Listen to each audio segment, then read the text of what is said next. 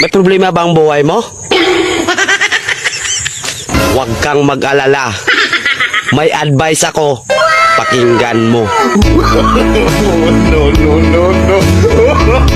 Alam nyo, ganyan talaga ang buhay. Parang life. Basta yung importante ay mahalaga. At kung saan ka masaya, dun ka happy.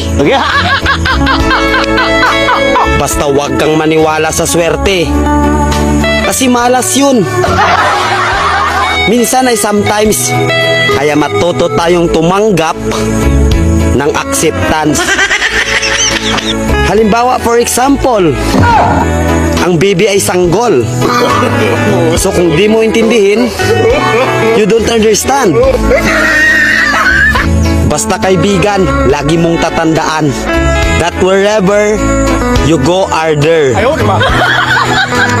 At the end of the day, ay gabi na. At alam mo, walang umaga sa Japan. Kasi lahat sila ay hapon.